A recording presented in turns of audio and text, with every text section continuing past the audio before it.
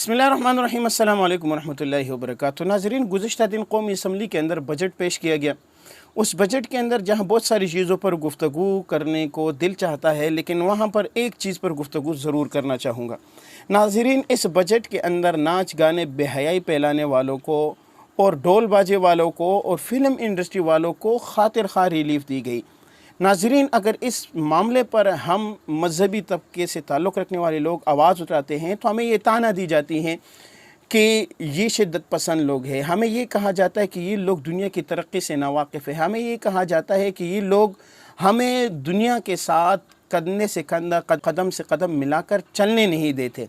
नाज़रीन, ये मुल्क जो ला इलाहा इल्लल्लाह का नारा लगाकर हासिल किया गया, अगर इस मुल्क के अंदर ला इलाहा इल्लल्लाह के लिए सही मानों में जदोजहद करने वालों को इतना ही रिलीफ और इतना ही प्रोटोकॉल दिया जाता जितना नाच गाने वालों को और फिल्म इंडस्ट्री को दिया जाता, तो शायद कि हम इस मामले पर गुफ्तगू नहीं करते।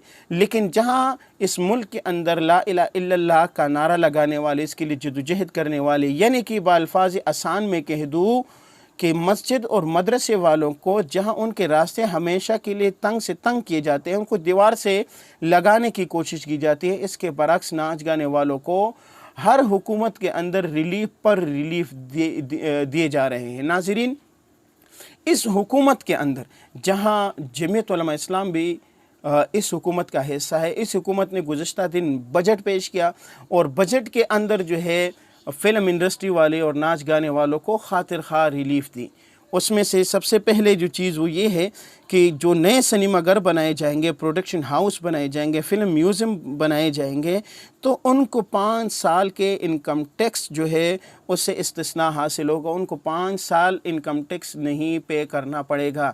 नाज़रीन, ये वो मुल्क है कि जहाँ मस्जिद बनाने के लिए आप उसका नक्शा बनाने के लिए आपको दर दर के ठोकरें खाने पड़ती हैं, जहाँ एक मदरसा रजिस्टर कराने के लिए आपको कई अरसा जो है वो चक्कर पे चक्कर, कभी तानों के चक्कर, कभी दफातर के चक्कर लगाने पड़ते हैं, और उसके बावजूद उस पर किसी किस्म का जो है किसी किस्म के टैक्स का इस्तिस्ना हासिल नहीं है। उसी मुल्क के अंदर जो है फ़िल्म इंडस्ट्री के क़याम पर जो है वो टैक्स माफ़ किया जाता है। और ये वो मुल्क है कि जहाँ पर टैक्स फ़िल्म इंडस्ट्री के बनाने पर टैक्स माफ़ किया जाता है कि जिस मुल्क के अंदर एक मस्जिद के बिल को माफ़ नहीं किया जाता। बिल तो माफ़ करना दूर की बात है कि इस मुल्क के अंदर मस्जिद में जहां टीवी भी नहीं होती, उस पर टीवी का टैक्स भी लगाया जाता है। ये वो मुल्क है। और इसमें दूसरी चीज़ जो आगे ज़िक्र की वो ये कि 10 साल के लिए फिल्म ड्रामा सपोर्ट करने वाले और ड्रामा जो सपोर्ट करते हैं उन पर टैक्स जो है, टैक्स डिबेट जो है, और सिनेमा के जो प्रोड्यूसर होते हैं उनके आमदन जो है उस पर जो है वो टैक्स नहीं होगा। नाज़रीन, ये वो मुल्क हैं जहाँ पर मस्जिद के एक मौलवी जिसकी तनख्वाह 10 से 20 हज़ार होती है उस पर टैक्स की माफ़ी नहीं है। लेकिन इस मुल्क के अंदर एक प्रोड्यूसर जो एक फ़िल्म बनाने, एक ड्रामा बनाने पर लाखों से करोड़ों अरबों रुपए जो है वो कमाता है, उसके लिए जो उसके आमदन पर टैक्स माफ़ किया जाता है। नाज़रीन, समझ नहीं आता कि हम कैसे मुल्क, क्या हम वाकई इस्लामी मुल्क में हैं, क्या हम वाकई ऐसे मुल्क में रह रहे हैं जिसको ला इलाहा इल्लल्लाह के नाम पर जो है वो हासिल किया गया था।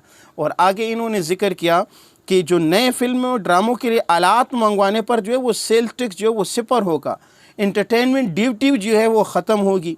फिल्म और ड्रामों के लिए मशीनें और साजो सामान के इंपोर्ट पर कस्टम ड्यूटी से जो है वो 5 साल का इस्तिस्ना हासिल होगा। नाज़रीन, वो मुल्क जहां बाहर मुल्क के मसाजिद के इस्तेमाल शुद्धा कालीन जब हम अपने मुल्क के किसी गरीब इलाके के किसी मस्जिद के लिए मंगवाते हैं उस पर टैक्स ख़त्म नहीं है, लेकिन उसी मुल्क के अंदर बाहर मुल्क से जो है साज मौसीकी, नाच गाने, बेहयाई का सामान अगर आप बाहर मुल्क से मंगवाते हैं तो उस पर आपसे कोई टैक्स नहीं लिया जाएगा। नाज़रीन, मैं यहाँ बेधड़क होकर ये एक बात कहूँगा कि अगर यही बातें गुज़श्ता हुकूमत यानी इमरान ख़ान की हुकूमत में होती और कुछ वक्त कुछ ऐसी चीज़ें सामने आई भी लेकिन हमने उस पर आवाज़ उठाया, आज ये चीज़ें जिस हुकूमत का हम हिस्सा है इस हुकूमत में ये हो रहा है, तो फिर हम खामोश क्यों हैं? ये दुगलापन फिर हम क्यों दिखा रहे हैं? नाज़रीन, मैं अपने जमात के जमीयत उलमा इस्लाम के कायदीन से और ख़ुसूसन उन लोगों से जिनके पास वज़ारत उनसे दरख्वास्त करता हूँ कि मेरी ये दरख्वास्त से गुजारिश है कि ये जो बेहयाई के सामान को आसान करने के लिए इन्होंने ये जो बजट पेश किया है, आपका मजहबी और आपका कौमी हक़ बनता है कि आप इनको फ़ौरन रद्द करें। और अगर आप इतना नहीं कर सकते तो कम से कम इसके मुकाबिल में मसाजिद और मदारिस के साथ जो ज़्यादतियाँ होती हैं, उन पर जो टैक्सेस हैं, उन पर जो बिजली बिल है और उन पर जो है वो जो मुश्किलात है, आपने उस पर आवाज़ उठाना और उनको कबूल कराना होगा। अगर आप कबूल नहीं कराते और इन्हें नहीं आपसे कबूल की, तो मैं समझता हूँ कि हुकूमत में रह कर भी हम लोग और आप लोग जो है वो नाकाम हैं। और नाज़रीन, इसके साथ साथ एक चीज़ और भी है कि सिंध के अंदर जो है सिंध हुकूमत ने ये ऐलान किया है कि आइंदा माली साल के दौरान 1500 म्यूज़िक टीचर जो है वो भर्ती किए जाएंगे।